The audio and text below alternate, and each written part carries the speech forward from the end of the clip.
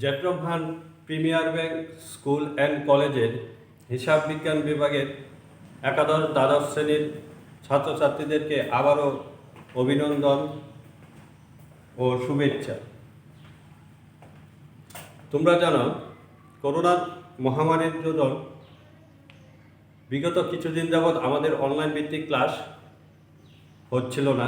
আমরা আবার পুনরায় তোমাদের সুবিধার্থে অনলাইন ভিত্তিক ক্লাস আবার চালু করা হয়েছে। তো আজকে একাদশ ও দ্বাদশ শ্রেণীর আমি যে বিষয়টি নিয়ে কথা বলবো সে বিষয়টি হলো আর্থিক অবস্থা বিবরণী, অর্থাৎ যৌথ মূলধনী কোম্পানির আর্থিক অবস্থা বিবরণী। তো যৌথ মূলধনী কোম্পানির আর্থিক অবস্থা বিবরণীতে যাওয়ার আগে আমাদেরকে জানতে হবে যৌথ মূলধনী কোম্পানি কী এবং আর্থিক অবস্থা বিবরণী কী, আর্থিক অবস্থা বিবরণীর উপাদানসমূহ কী কী এবং এই আর্থিক অবস্থা বিবরণীর উপাদানগুলোর কাজ কী। যাই হোক, আমি প্রথমে চলে যাচ্ছি যৌথ মূলধনী কোম্পানির কি। যৌথ মূলধনী কোম্পানি কি তোমরা জানো, যৌথ মূলধনী কোম্পানি একটি চিরন্তন অস্তিত্ব সম্পন্ন কৃত্রিম সত্তা, যা 1994 সালে কোম্পানির আইন দ্বারা এটি পরিচালিত ও গঠিত। মুনাফা অর্জনের উদ্দেশ্যে কতিপয় ব্যক্তি যৌথভাবে যে সংগঠন করে তাকে বলা হয় যৌথ মূলধনী কোম্পানি। আমি আবারও বলছি, 1994 সালের কোম্পানির আইন দ্বারা কতিপয় ব্যক্তি যৌথভাবে যে প্রতিষ্ঠান পরিচালিত করে তাকে বলে যৌথ মূলধনী কোম্পানি। আর যৌথ মূলধনী কোম্পানি একটি কৃত্রিম সত্তা। তো চলে যাই এবার আমরা যৌথ মূলধনী কোম্পানির আর্থিক অবস্থা বিবরণী কি। একটি কোম্পানির আর্থিক অবস্থা বিবরণী হলো একটি নির্দিষ্ট হিসাবকাল শেষে ওই কোম্পানির যাবতীয় আয়, ব্যয়, সম্পদ, দায় যে বিবরণীর মাধ্যমে প্রকাশ করা হয় তাকে আমরা সাধারণত আর্থিক অবস্থা বিবরণী বলে থাকি। বিষয়টি যদি আমি আরেকটু ক্লিয়ার করি তাহলে বলতে পারি, কোনো প্রতিষ্ঠানের একটি নির্দিষ্ট সময়ের আয়, ব্যয়, সম্পদ, দায় যে বিবরণীর মাধ্যমে প্রকাশ করা হয় তাকে আমরা বলবো আর্থিক অবস্থা বিবরণী। তাহলে আর্থিক অবস্থা বিবরণীর উপাদান সমূহ। আর্থিক বিবরণীর উপাদান সমূহের মধ্যে 5টি বিষয় বিবেচ্য করা হয়, অর্থাৎ 5টি বিষয় আর্থিক উপাদান বিবরণীতে রয়েছে। এই 5টি বিষয় হলো আর্থিক বিবরণীর উপাদানগুলোর মধ্যে প্রথম হলো বিশদ আয় বিবরণী, মালিকানা সত্ত্ব বিবরণী, আর্থিক অবস্থা বিবরণী, নগদ প্রবাহ বিবরণী ও আর্থিক বিবরণীতে উপস্থাপিত টিকা সমূহ। আসা যাক, বিশদ আয় বিবরণী কাকে বলে। যে বিবরণীতে একটি প্রতিষ্ঠানের মোট লাভ, মোট ক্ষতি বা নিট লাভ, নিট ক্ষতি প্রকাশ করা হয় তাকে বিশদ আয় বিবরণী বলে। আমরা তো আরেকটু ক্লিয়ার করি তাহলে বলা যায়, অর্থাৎ আর্থিক বিবরণীতে আমরা মুনাফা জাতীয় আয় এবং মুনাফা জাতীয় ব্যয় এর পার্থক্যর মাধ্যমে নিট মুনাফা এবং মোট মুনাফা জানতে পারবো। তাহলে এটা যদি আমরা আরও সহজভাবে বলি তাহলে কি বলতে পারি, যে বিবরণীতে মোট মুনাফা জাতীয় আয় ও মুনাফা জাতীয় ব্যয়, অর্থাৎ মুনাফা জাতীয় আয় হতে মুনাফা জাতীয় ব্যয়গুলি বাদ দেওয়া মোট লাভ ও নিট লাভ নির্ণয় করা, সেই বিবরণীকে আমরা বিশদ আয় বিবরণী বলবো। তারপর আসছে মালিকানা সত্ত্ব বিবরণী। মালিকানা সত্ত্ব বিবরণী কাকে বলা হয়? সত্ত্ব মানে অধিকার, অর্থাৎ মালিকের অধিকার। যে বিবরণীর মাধ্যমে আমরা মালিক পক্ষের যাবতীয় দেনা পাওনা লিপিবদ্ধ করা হয় সেই বিষয়টি জানতে পারবো, সেটাকে আমরা মালিকানা সত্ত্ব বিবরণী বলবো। আরেকটু ক্লিয়ারভাবে যদি বলি, যে বিবরণীতে মালিক বা মালিক পক্ষের যাবতীয় দেনা পাওনা লিপিবদ্ধ করা হয় সেই বিবরণীকে মালিকানা সত্ত্ব বিবরণী বলা হয়। তারপর আসছে আর্থিক অবস্থা বিবরণী। আর্থিক অবস্থা বিবরণী একটি নির্দিষ্ট সময় শেষে প্রতিষ্ঠানের মোট সম্পদ এবং মোট দায়, অর্থাৎ টোটাল সম্পদ এবং টোটাল দায় যে বিবরণীর মাধ্যমে প্রকাশ করা হয় সেটাকে আমরা বলি আর্থিক অবস্থা বিবরণী। আরেকটু যদি ক্লিয়ার করি, যে বিবরণী প্রতিষ্ঠানের যাবতীয় সম্পদ, দায়, মালিকানা সত্ত্বের উপাদানগুলো শ্রেণীবদ্ধভাবে লিপিবদ্ধ করা হয় সেই উপাদানকে আমরা বলি আর্থিক অবস্থা বিবরণী। তারপর চলে আসি আমরা নগদ প্রবাহ বিবরণী। নগদ প্রবাহ বিবরণী আমরা জানি একটি কারবার প্রতিষ্ঠানের প্রাণ হলো নগদ অর্থ, অর্থাৎ নগদ অর্থ ব্যতীত কারবার অচল। নগদ প্রবাহ বিবরণী বলতে কি বুঝি আমরা? যে বিবরণীর মাধ্যমে নগদ অর্থের আগমন বহির্গমন প্রকাশ করা হয় তাকে আমরা নগদ প্রবাহ বিবরণী বলি। আরেকটু ক্লিয়ারভাবে যদি বলি, প্রতিষ্ঠানের যাবতীয় নগদ আগমন ও নির্গমন কার্যক্রমকে 3টি শিরোনামের অধীনে যে বিবরণীতে লিপিবদ্ধ করে নিট নগদ আন্তঃপ্রবাহ ও বহিঃপ্রবাহ নির্ণয় করা হয় তাকে নগদ প্রবাহ বিবরণী বলা হয়। অর্থাৎ আগমন আর বহির্গমন, অর্থাৎ অর্থের আগমন বহির্গমন যে বিবরণীর মাধ্যমে প্রকাশ করা হয় তাকে আমরা আর্থিক অবস্থা নগদ প্রবাহ বিবরণী বলি। তারপর আছে আর্থিক বিবরণীতে উপস্থাপিত টিকা সমূহ। আর্থিক বিবরণী অঙ্ক করার সময় আমরা লক্ষ্য করব রেওয়া মিলের নিচে, প্রশ্নে রেওয়া মিলের নিচে কতগুলি সমন্বয় থাকে, যেমন বেতন, বকেয়া, মজুরি, অগ্রিম, এই ধরনের সমন্বয় সমূহ আমরা ঠিক করার পর এই জন্য কিছু কাজ করতে হয়। যেমন সম্পত্তির পর 10% অবচয় ধার্য করা হলো, সেই ক্ষেত্রে আমরা একটা খরচাতে কী করি, সম্পত্তির মূল্য ধরা যাক 1 লাখ টাকা, 10% অবচয় 10,000 টাকা, এটা যে টিকা কার্যকরী সেইগুলিকে আমরা বলি টিকা কার্য বা খরচা। এই টিকা কার্যগুলি আর্থিক বিবরণীতে উপস্থাপন করতে হয়। আর যেই বিবরণীতে এই টিকা কার্যটি উপস্থাপন করে সেটাকে আমরা বলি কি আর্থিক বিবরণী উপস্থাপিত টিকা সমূহ।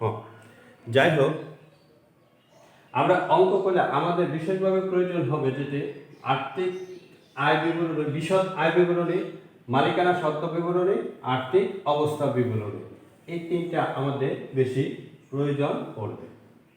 তো ওই তিনটা হতে আমরা প্রথমে আসি বিশদ আয় বিবরণী। বিশদ আয় বিবরণীকে আবার দুটি ভাগে ভাগ করা হয়েছে। একটি হলো এক ধাপ বিশিষ্ট আয় বিবরণী, আরেকটি হলো বহুধাপ বিশিষ্ট আয় বিবরণী।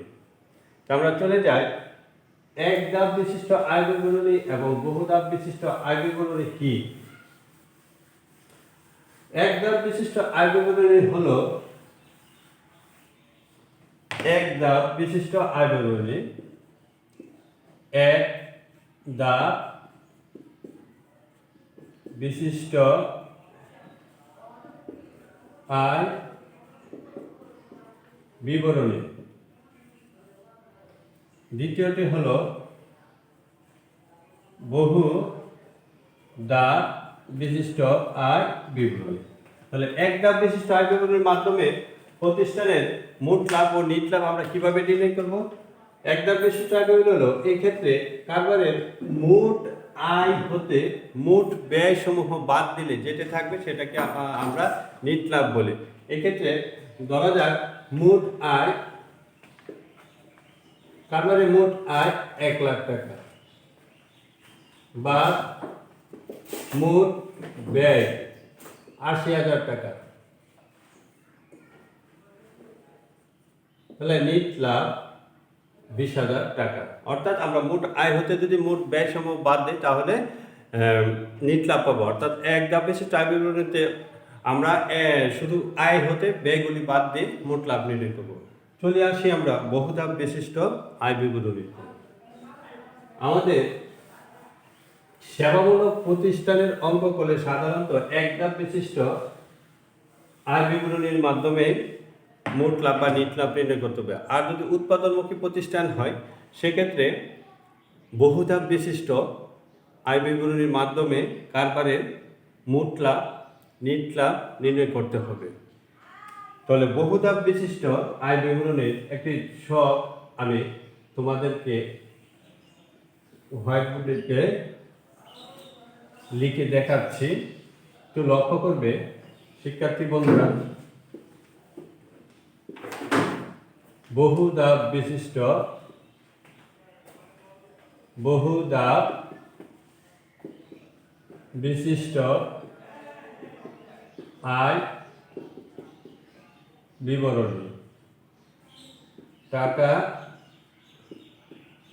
টাকা টাকা। তো এক্ষেত্রে বিবরণ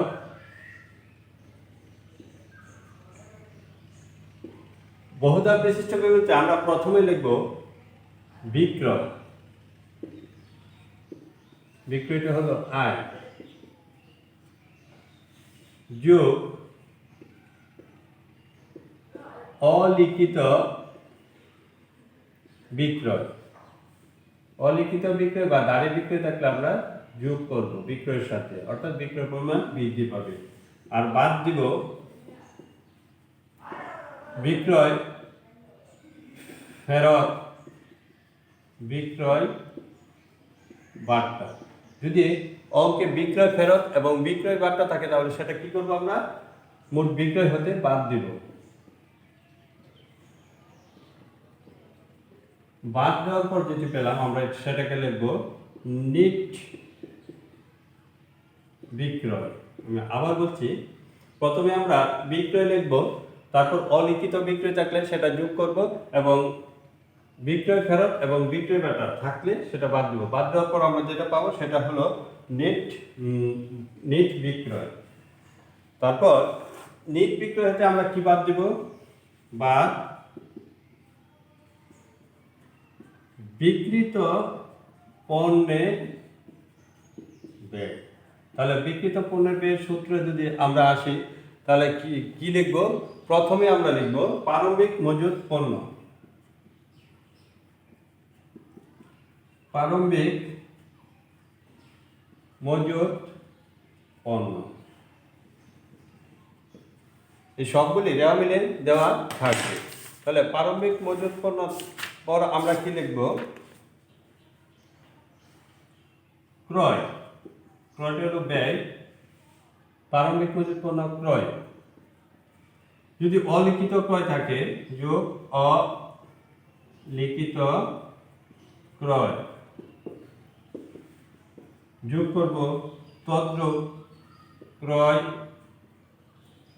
ফেরত ক্রয় বার্তা থাকলে সেটা বিয়োগ। শিক্ষার্থীরা তোমরা একটু উপরের দিকে লক্ষ্য করো।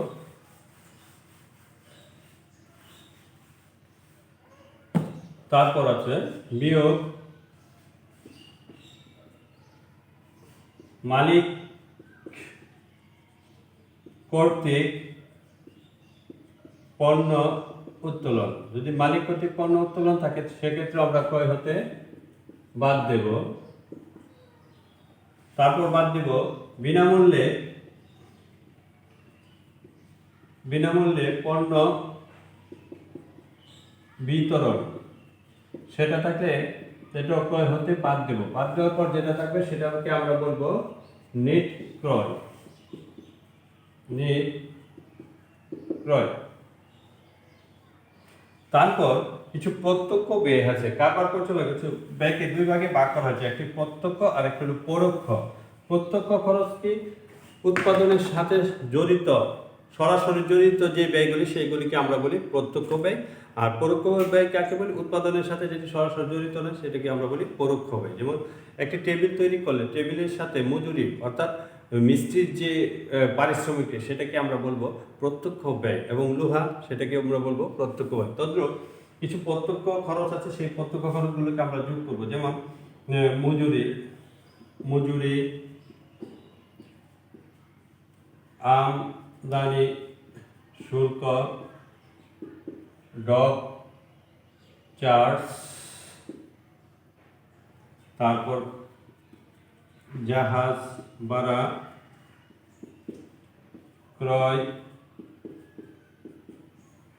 পরিবহন ইত্যাদি ইত্যাদি আমরা যোগ করে দিব। তার মধ্যে যদি কোনো খরচ বকেয়া থাকে সেক্ষেত্রে যোগ, আর যদি অগ্রিম থাকে সেটা আমরা বিয়োগ করব। যোগ করার পর আমরা যেটা পাবো ওই যোগফলটা নিট বিক্রয়ের সাথে টোটাল করব, টোটাল করে তা হতে বাদ দিব বা সমাপনী মজুদ পণ্য।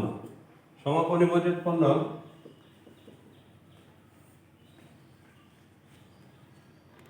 বাদ দেওয়ার পর যে অ্যামাউন্টটা থাকবে সেটাকে আমরা বলবো মোট লাভ। অর্থাৎ নিট বিক্রয় হতে বিক্রিত পণ্যের ব্যয় বাদ দিলে যেটা পাই তাহলে আমরা বলবো মোট লাভ। মোট লাভের সূত্রটা হলো নিট বিক্রয় বিয়োগ বিক্রিত পণ্যের ব্যয়। আশা করি তোমরা বুঝতে পেরেছ বিশদ আয় বহুধা বিশিষ্ট বিশদ আয় বিবরণী কিভাবে তৈরি করতে হয়। পরবর্তী ক্লাসে আমি তোমাদেরকে বিশদ আয় বিবরণী কিভাবে নিট লাভ এবং নিট ক্ষতি নির্ণয় করা হয় সেটা দেখাবো। তার আগ পর্যন্ত সবাই ভালো থাকো, সুস্থ থাকো, বাসায় থাকো। সবাইকে ধন্যবাদ।